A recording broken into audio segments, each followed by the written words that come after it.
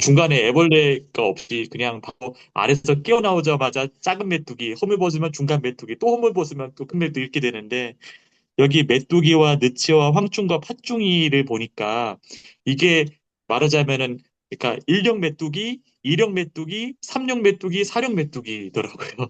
그래서 황충이 네, 아마 세 번째로 보이는데 아마 네, 이게 막 이제 성충이 되기 위해서 막 먹어치우려고 하다 보니까 가장 먹성이 음, 좋은 것이 이제 뭐 황충. 네, 그래서 음, 우리가 보통 이제 황충하면 메뚜기 이렇게 생각하는 거구나 이렇게 주석 이렇게 보니까 또 그렇게 돼 있어서 네. 그 황충 메뚜기 이게 되게 많이 와닿았던 것 같습니다. 네. 그래서 요엘서의 그 다양한 종류의 여러 가지, 나중에 이제 주석에도 오늘 참 베드로 전서 주석하면서 여러 가지 이 내용을 주석한 적이 있는데, 어, 이제 그걸 요한계시록 9장은 세분화하지 않고 그냥 메뚜기로 통칭하면서 어, 지금 요한계시록 9장의 관점은요, 출애굽기 10장으로 그렇- 연결 지으려고 하는 그 의도가 있는 거예요. 그래서 아무리 재앙을 보내도 어, 바로의 마음이 변하지 않거든요. 악한 사탄에 속한 사람들은요, 아무리 심판을 받고 재앙을 받아도 회개하지 않아요. 이제 그걸 보여주려고 하는 의도가 있기 때문에 이제 요엘서를 참고로 하면서도 요한계시록 9장의 관점은 출애굽 10가지 재앙에서 변하지 않고 심판 속에서도 회개하지 않는 그런 악한 사탄의 세력. 그것이 오늘 하나님의 인침받은 성도를 괴롭히는 사탄적 존재다. 이제 그런 걸 보여주는 거죠. 자, 우리 이경희 목사님 한번 얼굴하고 목소리 키시고 우리 두 번째 시간 한번 기도하고 시작하겠습니다. 기도해 주세요. 네. 하나님 감사를 드립니다. 우리가 또 서 교수님과 함께 요한계시록에 대해서 공부를 하기 위해서 이 시간 모였습니다. 하나님 성경을 보는 지혜를 열어주시고 또 또 이 시간을 통해서 바른 안목을 길러갈 수 있도록 주님 도와주세요. 우리 강의하시는 우리 서 교수님들 건강 지켜주시고 하나님 진리의 말씀을 잘 가르칠 수 있도록 하나님 약자의 지혜와 혀를 하나님 더해 주세요. 주님께 영광 돌리는 시간 되길 원하며 바른 진리 말씀을 어, 깨닫는 시간 되게 해주세요. 예수님의 이름으로 기도드립니다. 아멘. 아멘. 네, 감사합니다. 자, 그러면 마저 또 공유를 하고 강의를 좀 진행하면서, 어, 얼른 마치고 질문을 듣도록 그렇게 하겠습니다. 잘 보이면 한번 손 흔들어 주세요. 네, 공유 잘 됐죠? 자, 그래서 이번에는 심판들과 세 가지 재앙을 좀 말씀을 드리겠어요. 이제 8장 13절에 언급된 세계 화화화. 이게 하나가 지나갔고 두 개가 오고 있다. 9장 12절 이제 사역에서 여러분 보시겠지만은 언급되고 있는 내용이죠. 8장 13절에서 일곱 번째 인을 열었을 때 이전 여섯 번에 임했던 것과 견줄 수 없는 엄청난 재앙 이제 그게 언급됐던 것과는 달리 일곱째 인을 열었을 때는 그런 게 아니고 그냥 단시간 동안 정적이 흘렀던 고요가 흘렀던 이제 그 내용은 여러분 기억하시죠? 그게 8장이에요. 그러나 요한계시록 9장 13절과 14절에서는요. 마침내 요한은 재앙이 아니라 이제 지금까지는 재앙이라는 측면에서 다뤘어요. 근데 이제는 더 강력한 심판을 명령하는 한 소리를 듣게 돼요. 이러한 더 강력한 심판은 9장 13절에서 여섯 번째 천사가 나팔을 불 때 일어나요. 많은 분들이 이 8장 13절과 9장 13절을 혼동해서 기록한 실제로 그 주석에서 오류가 많이 등장하고 있기 때문에 이 내용도 여러분이 이제 세대주의자들 주석을 볼 때 좀 조심해야 돼요. 그런데 요한은 이 소리를 하나님 앞에 금 제단의 네 뿔로부터 들어요. 뿔은 하나님의 임재를 상징하는데 구약에서는 모세의 머리에 하나님의 임재를 상징하는 뿔이 돋았다고 언급합니다. 네 뿔로 문양이 그려진 금 제단은 8장 3절에서 이전 8장이지요. 향을 성도들의 기도들과 합하여 올려드리던 그 제단의 문양과 같은 걸로 그렇게 이해합니다.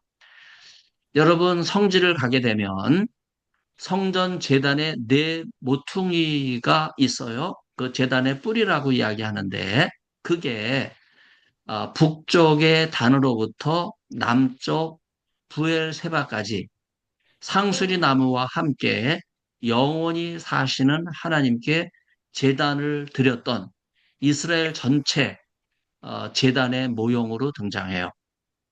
그걸 솔로몬 성전 제단이라 그러지요.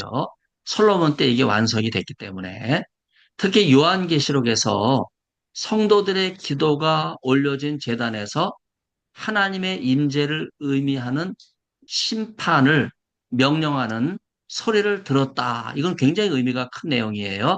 이러한 사실은 심판이 성도들에 대한 보상으로, 보응으로 주어진다고 하는 것을 의미합니다. 제가 더 쉽게 말을 바꾸면요. 성도들이 기도하면 그 기도에 대한 응답으로 성도를 괴롭히는 악한 세력들에게 심판이 기도의 응답으로 임한다. 바로 그런 내용이기 때문에 우리가 기도를 멈추면 안 돼요. 악한 일이 벌어질수록 우리는 더 기도하고 마음을 가다듬고 악의 세력을 이길 수 있는 영적 준비를 해야 됩니다. 14절의 심판 명령은요. 유프라테스 강 위에 매여 있는 네 천사들을 풀어주라는 거예요. 네 천사들이 풀려나는 것 역시 신적 수동태가 사용되죠. 심판의 주권은 하나님께 있다는 거예요. 이 네 천사들이 여기서 세대주의자들은 7장 1절에 네 천사와 동일시하는데 저는 무슨 자신감으로 그렇게 동일시하는지 이게 확실치가 않아요. 그래서 모르면 모른다. 확실치 않은 건 확실치 않다. 이렇게 정리하는 것이 오히려 더 9장과 7장을 해석하는 연결 지으려고 하는 사람들에 대해서 우리가 경종을 울리는 거라고 볼 수 있어요. 네 천사들이 풀려나면 마병대가 소집이 되죠. 중요한 것은 네 천사들이 매어 있는 곳이에요. 유프라테스 강은요, 가나안 동쪽 경계를 형성하는 곳이기 때문에 구약 심판의 문맥에서 제국들이 이스라엘을 침공할 때 건너게 되는 반드시 건너야 되는 강이에요. 또 한편으로 그 당시 상황에서 유프라테스 강은 로마 제국과 파르티아 제국을 가로지르는 국경선 같은 것으로 그리고 제가 5장을 이야기할 때 이 파르티안을 얘기했죠. 전쟁을 제어하는 역할을 하면서 동시에 전쟁의 상징이 되는 바로 그 장소가 유프라데스예요. 다시 좀 구체적으로 반복을 하면요. 실제로 파르티아는요. BC 53년과 AD 62년에 로마 제국을 침공해서 치명적인 피해를 준 적이 있어요. 특히 파르티아는 말을 타면서 활을 쏴서 정확하게 표적을 맞추는 전쟁 기술을 갖춘 용맹스러운 군대, 마병대를 보유했죠. 오늘 본문에 마병대가 나오죠. 파르티아와 가졌던 전쟁에 대한 회상은 청독자들에게 심판의 강력함을 이미지화하는데 도움이 되었어요. 파르티아의 침공으로 로마가 치명적인 피해를 입었던 것처럼 이제 본문에는 2만만으로 나오지요. 이게 우리 숫자로 풀이하면 2억 명, 즉 엄청난 수의 마병대가 몰려와서 사람들을 죽이는 모습, 이러한 모습은 불과 연기와 유황과 같은 전통적인 심판의 이미지들로 차용이 되고 있는 그런 내용이라고 볼 수 있겠습니다. 각조 19번은요, 8장과 9장 13절에 이 금제단의 모형이 전형적인 같은 표현 방식이다 하는 것을 제가 아까 단부터 부엘세바까지 연결지은 이제 그런 내용을 위해서 소개를 했어요. 그런데 그 마병대의 모습이 9장 7절, 10절에 메뚜기의 모습과 유사하다 하는 거예요. 15, 16절에 네 천사들이 풀려남으로써 마병대가 등장하죠. 이것과 관련해서 에녹서에 보면 천사들이 폭력적인 병력을 소집하는 내용이 언급됩니다. 본문에서는 네 천사들이 마병대를 소집한다는 명확하게 그 내용이 나오진 않지만은 네 천사들이 풀려남으로써 마병대가 사람들을 죽인다고 하는 내용은 분명히 드러나고 있어요. 요엘에서 마병대는 심판의 도구로 이스라엘을 침공하려고 하는 바벨론 군대를 가리켜요. 실제로 요엘서의 역사적 배경이죠. 에레미야서에서도 나팔을 불어 사람들을 모아 군대를 만들어 바벨론을 공격할 것이라고 하는데 이때 사람을 메뚜기와 같이 가득하게 하고 극성스러운 메뚜기 같이 그 말들을 몰리라 하는 이런 역사적인 배경과 연결하고 있죠. 요한계시록의 나팔 심판에 나오는 메뚜기 군대의 심판 배경이 되는 것이 바로 이 바벨론 메뚜기 요엘서와 예레미야서라고 볼 수 있어요. 그래서 이러한 맥락에 따르면 이 군대의 멸망 대상도 바벨론이라고 볼 수 있죠. 실제로 이 강이 이제 티그리스 유프라테스 바로 그 바벨론 지역에 있는 강이기 때문에 옛 역사와 연결되는 측면이 있다고 볼 수 있어요. 17, 19절에 거듭된 새 재앙에도 불구하고 18절, 20절 언급되지요. 20절에서 회개하지 않는 모습이 나와요. 지독한 심판을 받는데도 재앙이 임했는데도 회개하지 않는 이 완악한 모습이 나오죠. 출애굽 때 10가지 재앙을 떠올리게 해요. 출애굽 때 하나님께서 바로의 마음을 완악하게 하셨기 때문에 바로가 회개하지 않잖아요. 여러분 회개를 안 하는 것은 하나님이 그 마음을 완악하게 하셨다 하는 이 연결 출애굽 10가지 재앙이 주는 메시지라고 볼 수 있어요. 요한계시록 9장 17절로 20절에서도 그것이 어, 명확하지는 않지만은요. 그러나 공관복음서에서 예수님께서 권능을 많이 행하셨음에도 회개하지 않았던 고라신, 베세다, 가버나움이죠. 특히 베세다는요. 갈릴리 북쪽 디베랴 바다 게네사렛 호수 북쪽에 있는 작은 마을인데 바로 그 지역에 고향을 두고 있는 세 제자가 있죠. 누구예요? 빌립, 그 다음에 베드로와 그 형제 안드레. 12제자 가운데 3명이 바로 베세다거든요. 그런데도 회개하지 않았어요. 심지어 예수님은 나사렛에서 가버나움에 오셔서 공생의 3년에 본거지를 삼아서 얼마나 가버나움에서 복음을 많이 전했어요. 복음을 가장 많이 들은 도시가 바로 가버나움이에요. 그런데도 회개하지 않았어요. 더군다나 고라시는 어떤 데예요? 모세의 의자가 있잖아요. 유일하게 회당에서 발견된 모세의 의자 하나가 딱 놓여 있어요. 그 하나밖에 없는 의자에 앉기 위해서 바리새인들이 높은 자리를 탐했던 그 내용 예수님이 생생하게 가르쳤잖아요. 그럼에도 불구하고 회개하지 않는 이런 바리새인들, 유대인의 모습, 새 고울의 특징 이런 것이 아무리 심판과 재앙이 임해도 회개하지 않는 이런 고울들과 연결이 되고 있어요. 특히 20절에 열거된 우상과 관련된 내용 중에 신명기 32장 16절로 17절 우상 숭배는 마귀와 스탄을 향한 경배로 연결이 돼요. 지금 현대에서 가장 강력한 이단은요, 아벨을 쳐 죽인 형 에서, 에서를 숭배하는 그 사탄 숭배자들, 바로 그 계보를 잇는 것이 예수님의 12제자 가운데 배반자, 가론 유다, 가론 유다를 추종하는 사람들이 남긴 복음서가 유다 복음서잖아요. 예수님을 배반하고 은 30에 팔아 넘긴 이 사탄의 자식을 그 사탄의 숭배자들이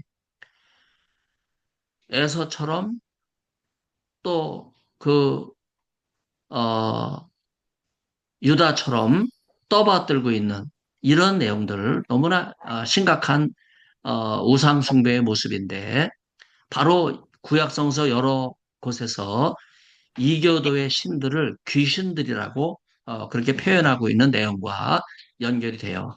이런 신념은요, 초기 유대교에서도 지속이 됐고, 고린도전서 10장 20절에서 바울은 귀신들이 아무것도 아님에도 불구하고 이교도들이 실제로 제사를 드리는 대상은 그들의 신, 예를 들면 뭐 시벨레 신이라든지 아데메 신이라든지 그런 특정 대상이 아니라 귀신들이다.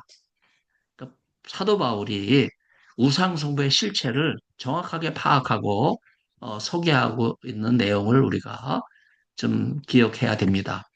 구약 성경에서 우상숭배에 대한 비난이 자주 등장하는데 초기 유대교와 기독교에서도 동일하게 우상숭배는 반대되었어요. 구약에서부터 유대교와 기독교로 이어지는 우상숭배에 대한 비난은 종종 이교도의 신들을 제작하는 물질들의 목록에 포함됩니다.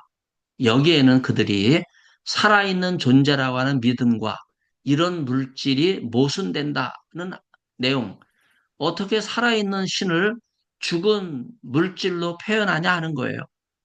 이런 아이러니가 있죠. 또한 눈이 있어도 보지 못하고 오늘 본문에 나오죠.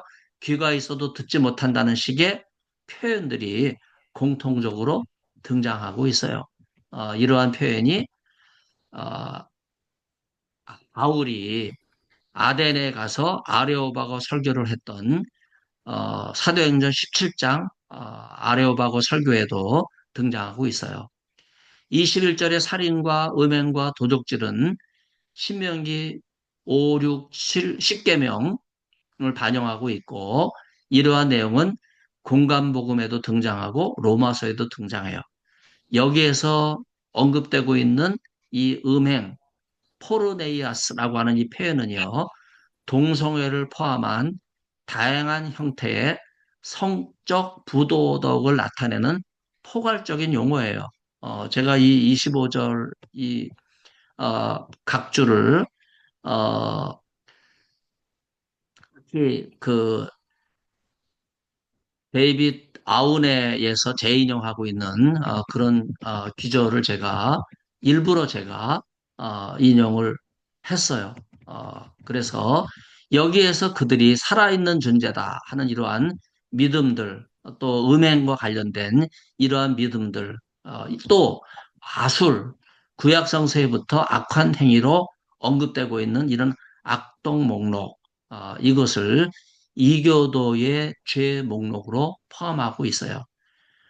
이렇게 사람들의 3분의 1이 음행으로, 성적 부도덕으로, 그 다음에 우상숭배로 죽었음에도 불구하고 심판을 받은 거죠. 회개하지 않는 거예요. 심판의 도구가 된 사탄에 의해 고통을 당하고 죽음에서 겨우 살아났음에도 불구하고 여전히 우상, 즉 사탄을 경배하는 이런 일들을 계속하고 있는 거예요. 그래서 살인과 마술과 음행과 도적질의 행위들이 그치지 않고 계속되는 거예요. 우리 이것을 합리화하는 거지요. 플라톤의 심포지움, 향연을 보면 에로스 편이 나오는데 바로 그들은요, 어, 동성애를 미워하고 소크라테스의 5명의 제자가 입에 침이 마르도록 동성애를 찬양하고 있어요. 그리고 동성애를 행한 것을 무슨 영웅담을 행한 것처럼 자랑하고 자랑담을 늘어놓고 있거든요. 이게 회개는커녕 오히려 자기를 합리화하는 이런 모습이라고 볼 수 있어요. 하나님께 속하지 않은 사탄들의 이러한 반응은 셋째화가 남아있다는 것을 상기시켜주고 있어요. 또 그 심판의 결과는 더 심각하다고 하는 것을 이야기하죠. 그래서 아까 이야기한 것처럼 상황에 대해서 말씀을 드리면 요한계시록의 청독자는 1세기 말에 위기에 처해 있었던 그런 성도였어요. 전쟁과 재난들로 고난이 많았던 로마 제국에 속해 있었고 강대국 밑에 서름을 겪는 약소국으로서 많은 어려움을 겪었죠. 사회적 박탈감뿐만 아니라 단지 그리스도인이라는 이유로 죽임을 당하고 사회 경제적 차별 대우를 받으면서 끊임없는 긴장과 괴로움, 고통 이런 단어들이 계속해서 요한계시록 9장에 나오죠. 폭력과 약탈을 당하기도 했죠. 황제 숭배를 강요받으면서 사형 판결을 받는 순교하는 이런 상황까지 오게 됐어요. 그래서 8장 13절 도입부에 이어 9장에 강력한 심판이 언급되면서 심판의 주가 되시는 하나님을 묘사하고 신적 송태를 통해서 사탄도 도구로 사용하시는 하나님. 그래서 하늘에서 떨어진 별이나 아폴리온으로 불리는 무제경 천사라든지 네 천사들의 심판의 도구 이런 게 다 하나님으로부터 부여받은 것이다. 어, 이제 그러다 보니까 우리가 장신대 선배 가운데 강량욱이 어, 우리 총회를 겁박해서 일본 순사를 데려다가 신사참배를 강요하지 않았습니까? 그래서 신사참배 결의한 게 그 우리 통합교단이에요. 뿐만 아니라 이 강량욱이 김일성의 외삼촌이기 때문에 1950년 6.25 전쟁을 일으키거든요. 이게 장신대 선배가 한 일이에요. 그래서 수백만의 동족 상잔의 비극을 불러오잖아요. 이게 지금 한국에는 잊혀지고 있고 다른 사람들에게 책임이 전가되는 이러한 상황으로 장신대는 어느 누구도 이런 일에 책임이 없다. 전혀 뭐 기억조차 하지 못하는 그냥 그런 일이 장신대 가운데 있어서 이 정도로 이야기할 정도로 심각한 상황인 것을 우리가 생각을 해봐야 되는데 이런 상황도 하나님께서 심판의 도구로 하나님이 주권을 가지시고 행하셨다. 이런 입장이 요한계시록 9장의 입장이에요. 둘째, 하나님의 인이 있는 사람들은 심판하신다 하는 거예요. 보호하신다. 심판 명령에는 특별한 조건이 붙어요. 하나님의 인이 없는 사람들에게만 심판이 행해지는 거예요. 5절의 말씀이죠. 여기서 우리가 분명하게 알아야 돼요. 하나님의 편에 서 있는 자들이 보호받는다고 하는 이런 특징, 특히 이 사탄이 강력한 죽음을 무기로 해서 심판을 해도 하나님의 인을 받은 사람은 살아난다고, 하나님의 보호하심 받는다고 하는 이런 내용들을 생각해 볼 수 있고요. 셋째는 제한된 심판도 강력하다는 거예요. 여러분 심판의 도구인 이 메뚜기라든지 뭐 아폴론이라든지 메뚜기의 왕들이라든지 하늘로부터 떨어진 그 타락한 천사 사탄이라든지 강력한 어, 무제한적인 능력으로 심판을 행하는 게 아니거든요. 제한돼 있어요. 그럼에도 불구하고 그 심판은 강력하다 하는 거예요. 그럼에도 불구하고 이런 상황에서 사탄의 편에 선 사람들을 심판하는 것은 명백하고 또 이들을 심판하도록 성도들의 기도는 보응하시는 하나님의 능력으로 나타난다 하는 것을 보여주고 있어요. 넷째는 싸움은 한 번에 끝나지 않죠. 3분의 1이 죽임을 당했어도 3분의 2는 남아있잖아요. 사람 3분의 1만이 아니라 자연도 3분의 1이 재앙에 사라져도 3분의 1은 남아있거든요. 그래서 9장은요, 일곱 나팔 중 다섯째와 여섯째 나팔이 울리는 장면이 기록되고 있고 하나님의 일을 맡지 않는 사람들에 대한 이제 그 보응 이런 걸 연결짓고 있는 말씀이라고 볼 수 있겠습니다. 자, 요한계시록 9장 설교를 제가 18년 4월 11일 새벽 기도 때 했네요. 찬송가는 마귀들과 싸울지라 그 찬송을 불렀어요. 제목은 메뚜기는 파괴자다. 이런 제목으로 설교를 했는데 제가 간략하게 한번 볼게요. 요한계시록을 해석하는 일은 아무나 하면 안 된다. 잘못하면 이단이 되기 때문이다. 요한계시록 9장은 20장 전체에서 제대로 해석하기 가장 어려운 부분이다. 더구나 2018년 부활절에 프란체스코 교황이 지금은 죽었지만 지옥은 존재하지 않으며 참여하지 않는 영혼은 소멸할 뿐이라고 하는 견해를 밝혔다. 이건 심각한 이단적 발언이기 때문에 교황에 대해서 로마 천주교가 저항을 했던 그런 보도도 있어요. 그런데 여러분 요한계시록에는 요한계시록 전체를 봐도 지옥이라는 단어는 안 나와요. 대신 희망적인 장소가 나오지요. 새하늘과 새 땅이 나와요. 왜 요한계시록에는 지옥의 장면이 없을까? 그곳은 아무 희망이 없는 곳이기 때문에 그래요. 그러므로 지옥이 없다고 발언한 로마 교황청도 아무런 희망이 없어요. 오직 절망만 있는 거죠. 하지만 지상에서의 심판은 희망이 있어요. 이곳은 회개와 돌이킴을 통해 다시 출발할 수 있기 때문이에요. 심판 시리즈인 9장과 16장 사이에 10장부터 14장이 있는데 이것을 우리가 다음 주에 공부하게 될 10장부터 14장까지를 삽입이라고 보는 학자들이 많아요. 특히 세대주의자들이 그렇게 봐요. 저는 여기에 반대합니다. 연속적으로 연결되고 있다고 보는 거예요. 그래서 10장과 14장은 복음 전파의 중요한 주제예요. 심판만 있다면 돌이킴이 있을 수 없다 하는 그런 이유 때문이죠. 로마서 10장 14절과도 연결이 되죠. 그들이 믿지 아니하는 일을 어찌 부르리요? 듣지 못한 일을 어찌 믿으리요? 전파하는 자가 없이 어찌 들으리요? 이 말씀 그대로 복음 전파에 힘쓰고 10장부터 시작되는 복음 전도에 관한 말씀을 통하여 새로운 도전이 시작될 수 있기를 바랍니다. 과연 누가 요한계시록 9장을 가지고 전도 설교를 할까? 그런데 오늘 제가 한번 전도 설교 해보려고 그래요. 9장에 들어가 다섯 번째 나팔을 봅니다. 하늘에서 떨어진 별 하나가 열쇠를 받고 무저갱 열쇠를 열죠. 좋은 천사는 선한 천사라고 바꿔야 될 것 같아요. 앞에 있는 내용과 일치하기 위해서 하늘에서 떨어지지 않아요. 다시 말하면 카타바이노지, 핍토가 아니라 하는 거죠.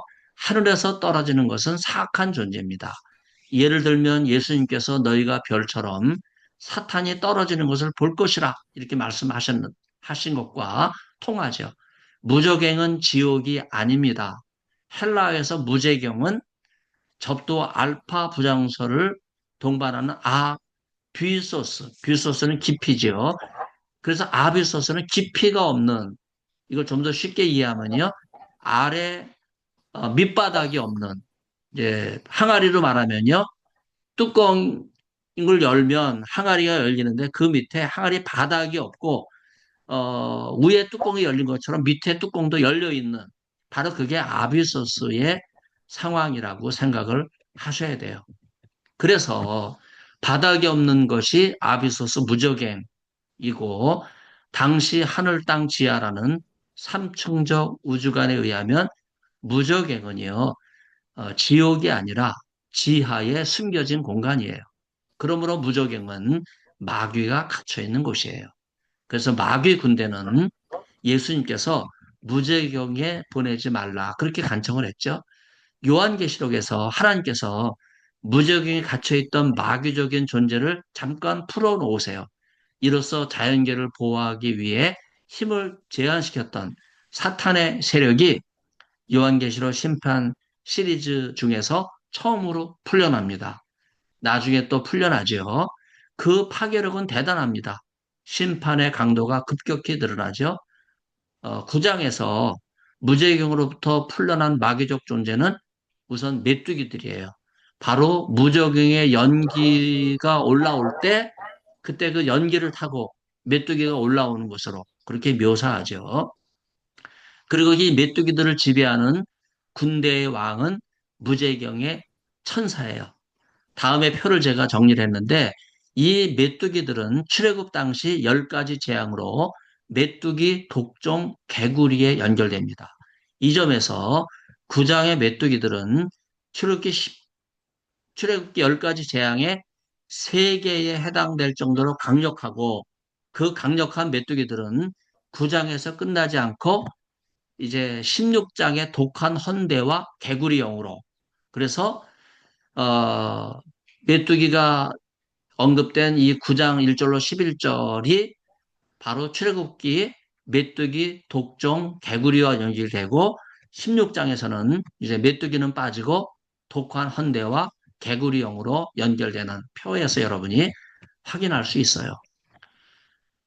문재인과 이제 오타가 있는데 이재명 정부가 들어서면서 독한 헌대와 개구리형에 사로잡힌 사람들로 인해서 한국교회가 심각한 위협에 직면하고 있어요. 또 장신대 안에서도 동성애 문제와 세습 반대 문제가 심각한 거예요.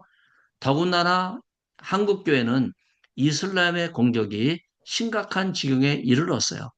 이러한 문제들이 맷들과 같은 독한 헌대와 개구리 영으로 둔갑하여 우리를 괴롭히고 있는 상황이죠. 메뚜기들은 히브리어로 아바돈이고 헬라어로 아블리온에 연결되고 있어요. 각각 멸망과 파괴자라고 하는 뜻이지요. 무엇을 멸망시키고 무엇을 파괴하는 자들입니까? 에레미야에서는 나팔을 불어 사람들을 모아 군대를 만들어 바벨론을 공격할 것이라 하는데 사람을 메뚜기와 같이 가득하게 하고 극성스러운 메뚜기 같이 그 말들을 몰리라 라고 언급합니다.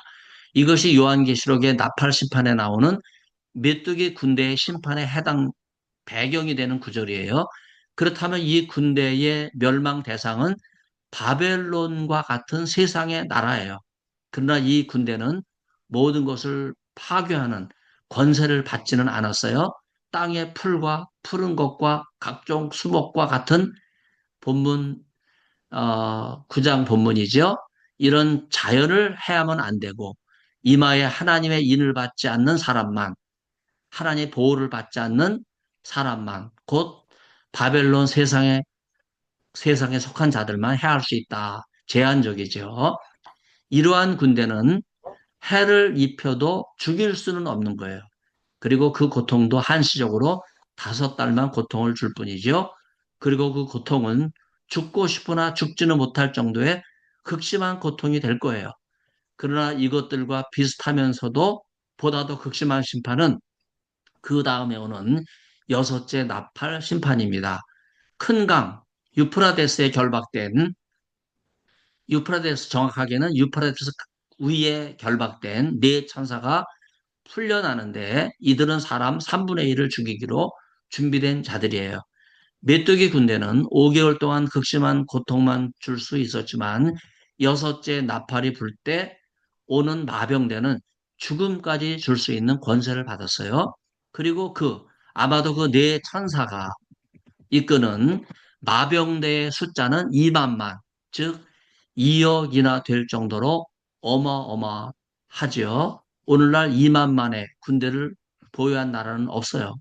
이 규절은 영적인 메시지를 강렬하게 전합니다. 이 점에서 메뚜기 군대나 2만만의 마병대 모두 마귀적인 모습에 연결되고 있어요. 메뚜기들은 전쟁을 위한 말같이 머리에 금관 같은 것을 썼고 얼굴은 사람 얼굴 같고 머리털은 여자의 머리털 같아요. 철 흉배 같은 갑옷, 가슴을 보호하는 철 조각이 있고 날개 소리는 병거와 많은 말들이 전쟁터로 달리는 오타가 나왔는데 소리 같아요. 또 전갈과 같은 꼬리와 쏘는 침이 있어요. 2만만의 마병대의 말탄 자는 붉은빛, 자줏빛, 유향빛 흉배로 무장하고 말들의 머리는 사자 같고 그 입에서는 불과 연기와 유황이 나와요. 꼬리는 뱀 같으며 꼬리에 머리가 있어 그것으로 해를 가합니다. 오늘 우리가 여기서 듣는 메시지는 이런 무시무시한 모습의 마귀적 존재에 의해서 장신대와 한국교회가 큰 해를 당하고 눈에 보이지 않는 대량 학살을 당하고 있다고 하는 사실입니다. 특히 본문 20절은요, 이 대항이 닥쳤는데도 죽지 않고 살아남은 자들이 회개하기는커녕 도리어 귀신을 섬기고 보거나 듣거나 다니거나 하지 못하는 의상을 금, 은, 동, 목석으로 만들어서 숭배하는 일을 경고하고 있어요. 그리고 21절은요, 이어서 이런 우상 숭배가 음행으로 연결되는 것을 경고합니다. 이는 동성애 우상 숭배로 이어지는 것을 강력하게 경고하고 있어요. 이 시간 독한 헌대와 개구리형이 무엇인지를 개인적으로 기도하면서 회개하고 깨닫게 되는 시간이 필요해서 기도 제목을 드린다면 첫째, 장신대가 독한 헌대와 개구리형으로 가득한 동성애 성소수자와 세습 반대에서 속히 벗어나 땅에 속한 문제가 아니라 본연의 사명인 하나님 나라 복음 전파에 매진할 수 있도록 기도해야겠어요. 둘째는 메뚜기들과 같은 북한의 3대 세습, 김일성, 김정일, 김정은 독재 정권이 복음의 능력으로 무너지고 다시 한번 대한민국의 자유민주주의 전기가 마련될 수 있도록.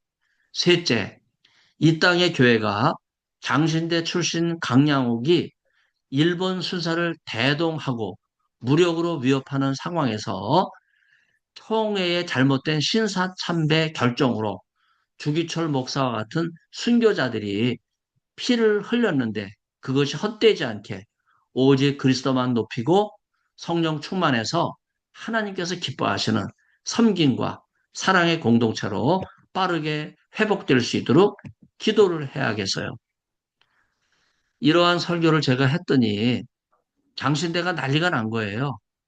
어, 설교가 끝나고 제가 한 30분 기도하고 7시에 임성빈 총장이 김은혜 교수 이제 같은 전공이니까 임성빈 총장과 나하고 기독교 윤리 교수들 둘이서 새벽기도 설교했으니까 수고하셨다고 식사하러 가자고 정갈이 왔어요. 기도하는데 그래서 내가 아직 기도가 좀 마무리가 안 돼 좀 더 기도하겠다고 아침은 내가 이제 금식하기 때문에 안 먹겠다고 그랬어요.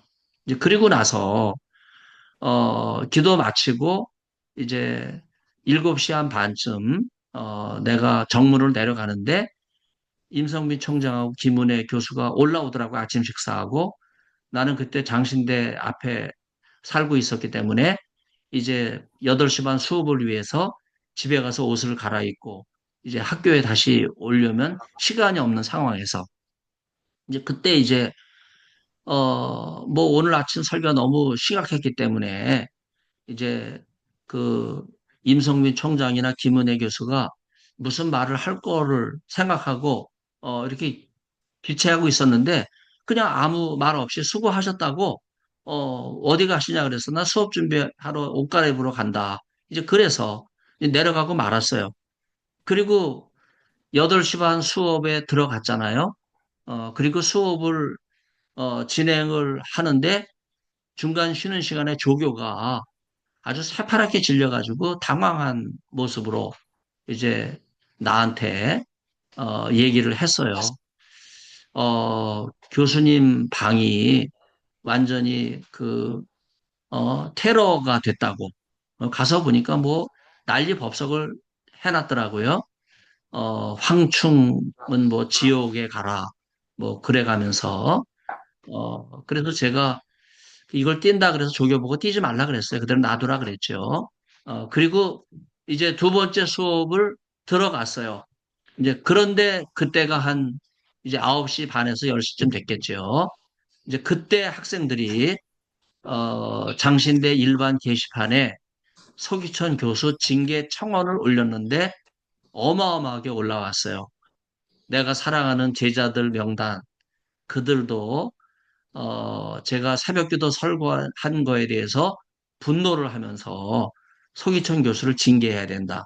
이제 그렇게 징계가 올라왔는데 그 징계건이 무려 3,500건이 올라왔어요. 여러분 장신대는 지금도 뭐 정원이 줄질 않았기 때문에 2,500명이지요. 그런데 3,500명의 게시판 청원글이 올라왔다는 건 뭘 의미하는 거예요?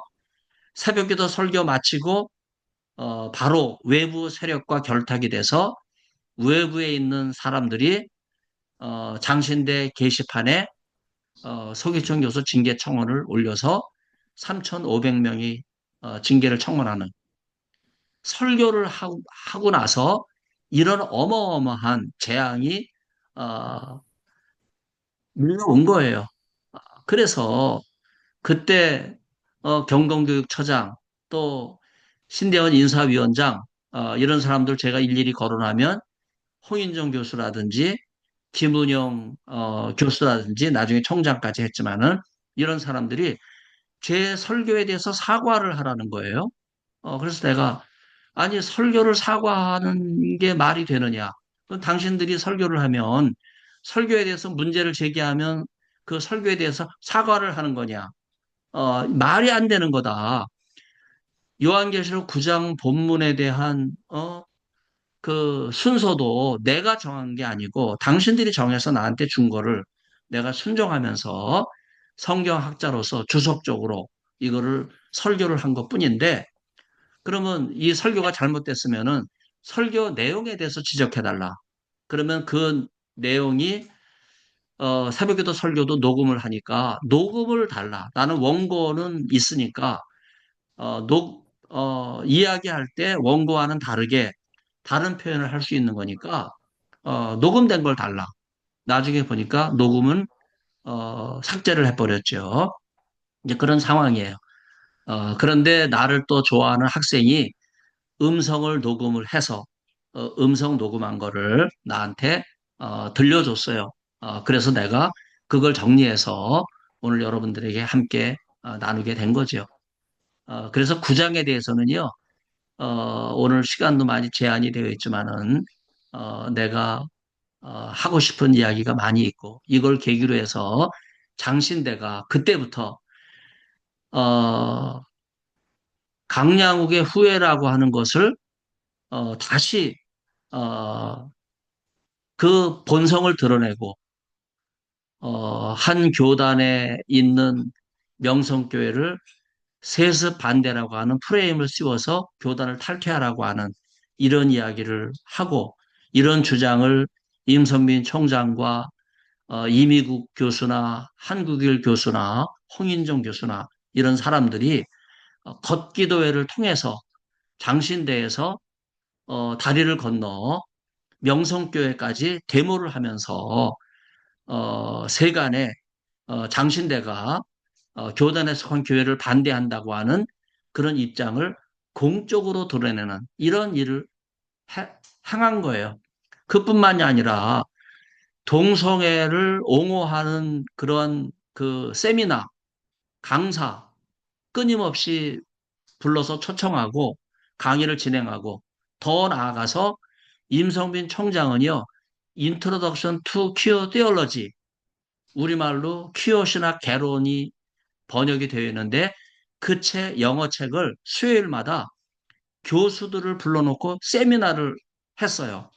그러면서 임성빈 총장이 한 말이 있어요. 무슨 말을 했냐면은 동성애는 삼위일체 관계다.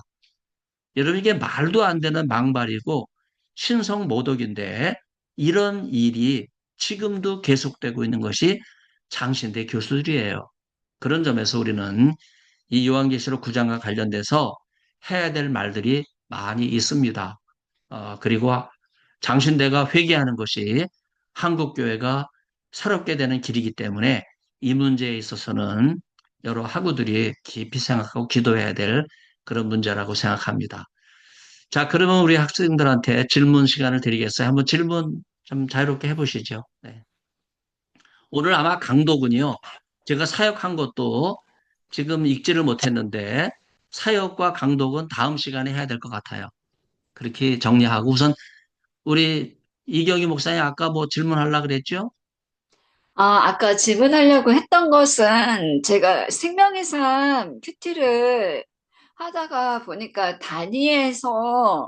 다니엘서에서 그 앞으로 이스라엘이 아니 바벨론이라는 나라가 그 로마에 의해서 그리고 신중간기에 이렇게 일어나는 그런 나라들에 의해서 바벨론이라는 나라가 멸망할 것을 다니엘에게 환상으로 보여주잖아요. 그걸 나중에 다니엘이 환상을 풀잖아요. 물어봐서 그 환상을 보여준 사자에게 물어봐서 그럴 때 거기 해석에 보면, 뭐, 이때는, 뭐가 일어나서, 염소가 일어나서, 뭐, 네 개의 뿔은, 뭐, 네 개의 강한 나라들을 상징하고, 그래서 이거를 먹고, 이런 거는, 이런 게 나중에 뭐, 에피쿠네스, 뭐, 사세인가 뭔가, 뭐, 그런 걸 정확하게 딱딱 되더라고. 이 시대를 의미를 하는 거다. 그렇게 그런 식으로 그 설명이 다 되어 있고 그런 것이 마태복음에서도 이스라엘이 황폐가 돼서 돌 하나도 남지 않을 거다. 그런 것도 다 어느 시대 때 이미 이제 이루어진 거. 그 당시에는 예언이었지만 역사를 살펴보니까 학자들이 해보니까 이 예언은 이때 이루어졌다. 라고 그렇게 예언을 하는데 그것처럼 아까 전에 그 도미티안이라고 학자들이 보는 거 여기서 지금 이 시대는 지금 이 말은 아까 아폴론가 뭐 이런 건 도미티안을 상징하는 거다. 이런 거 그러면 그 모든 것이 제가 읽었던 그 모든 게 세대주의에 해당하는 건가요? 그러니까 그렇죠. 어느 시대를 자, 딱 중요한 거는요. 얘기를 하는 거 왕까지. 바벨론의 멸망은 로마가 아니고 어, 페르시아, 네, 파사라는 나라예요. 네, 정확하게 그걸 또 이해해야 되고, 그 네. 다음에 이제 에픽투테스가 아니고 에피파네스 4세죠. 에피쿠파네스 사세 뭐 그래서 어쨌든 네, 신구약 중간 시대 때 이제 성전을 회파하고 모독했던 그런 인물들인데, 그래서 네, 세대주의의 특징은요, 오늘 본문에 도미티안이 나오지도 않는데도 불구하고 도미티안으로 연결하고, 그 다음에 네, 에피파네스 4세라든지 바벨론을 멸망시킨 후대 나라가 페르시아 파사임에도 불구하고 어, 역사적인 거를 무시하고 로마로 연결짓는 이런 우두범하고 이제 그런 걸 우리가 보면 세대주의는요 짜맞추려고 노력을 하지만 그 노력은 헛된 거다. 그리고 그 인간의 그런 순발력과 지식을 자랑하는 거다. 우리가 그렇게 생각해야 되고, 결코 요한계시록 9장은 그런 세대주의를 용납하지 않아요. 이제 그런 거를 우리가 이제 그동안 너무 이 500년 동안 영국 성공회가 세대주의를 시작을 했는데, 그리고 이것을 미국이 받아들여 가지고 영미권에서 이 세대주의를 확산을 시켰는데, 그래서 한국의 대부분의 요한계시록 학자들이 세대주의 영향을 받은 거예요. 그래서 여기서 벗어나지 못하고 있기 때문에 우리의 과제는요, 이렇게 생각하면 돼요. 지금까지 요한계시록 해석은 잘못됐다. 그리고 이제부터 세대주의의 사슬을 풀고 정말 성경이 말하려고 하는 원래의 상황, 그리고 그 메시지에 귀를 기울이는 것이 중요하다. 이제 그렇게 보면 좋죠.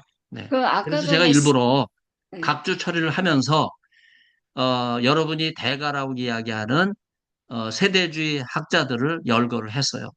거기에는 독일 학자도 포함이 되어 있죠. 그만큼 광범위하게 세대주의가 지금 맹위를 떨치고 있다. 그렇게 볼 수 있어요. 흔히 어떤 사람은 이렇게까지 얘기하더라고.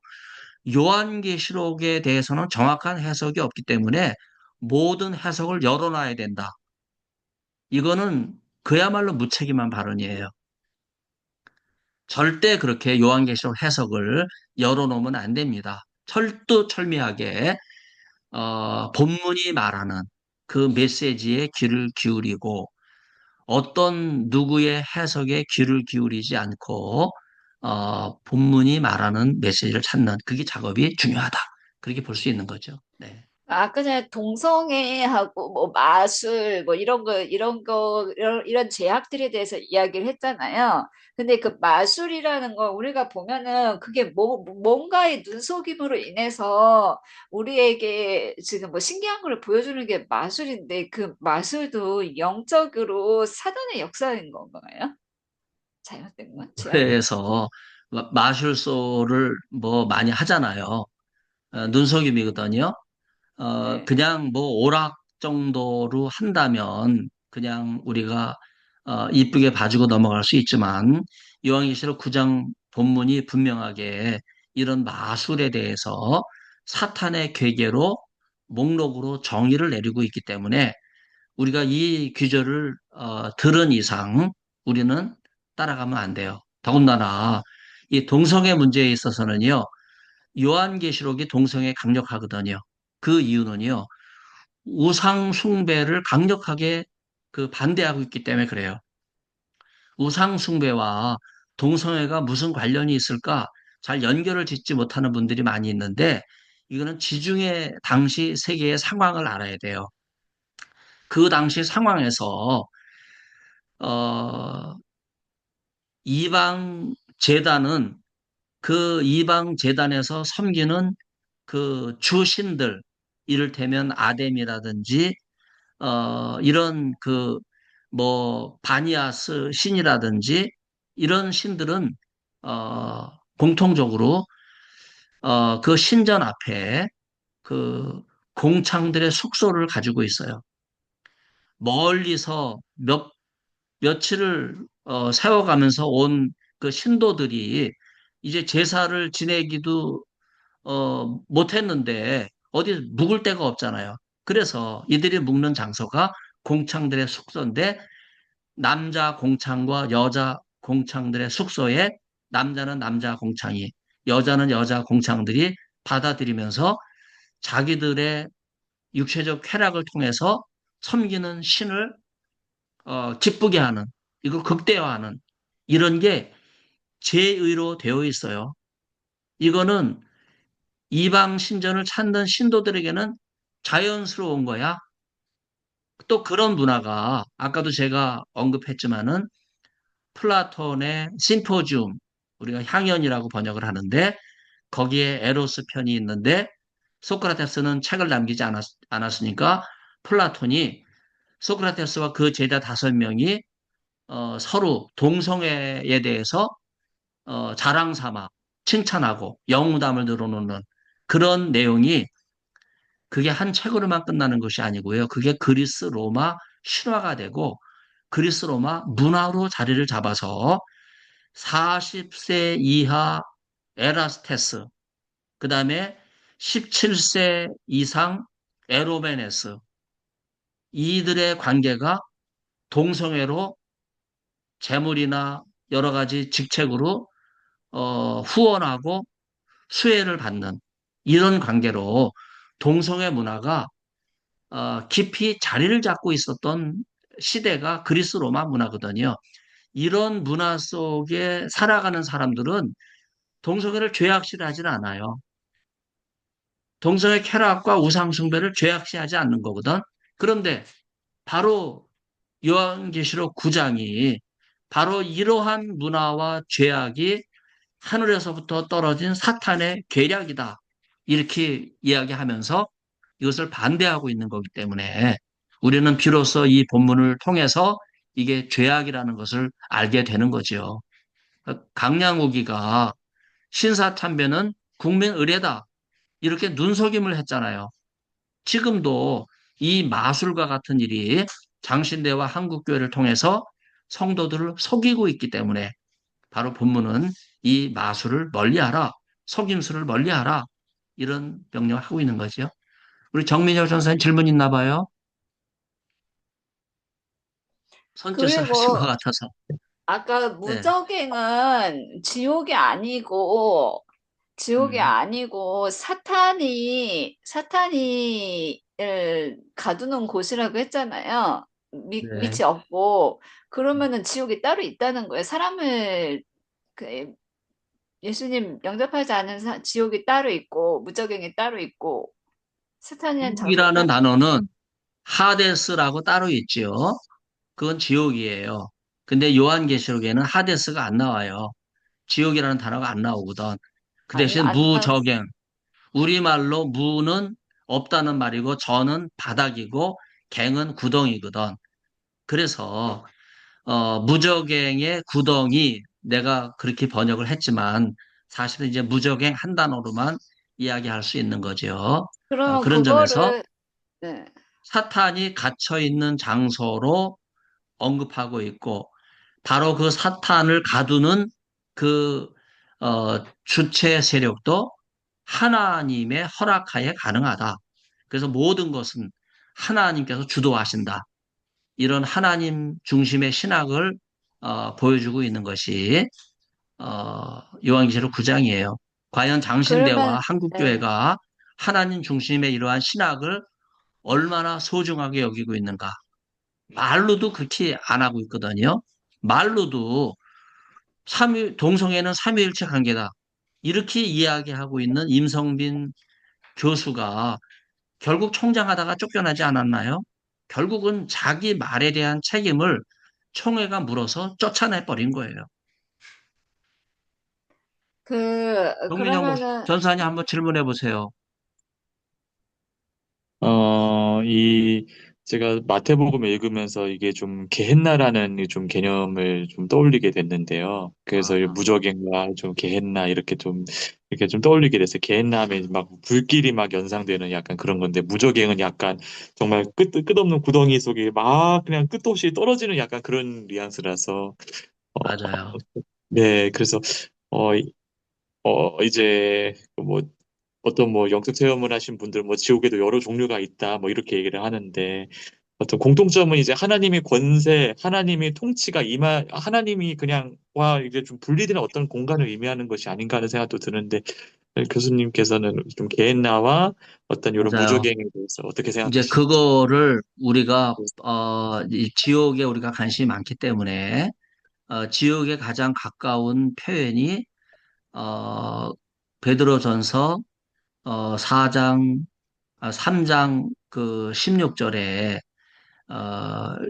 예수님께서 이제 죽으셨을 때 영으로 옥에 가셨다고 하는 표현이 나오거든요. 그때 그 옥이 플라케라고 하는 단어예요.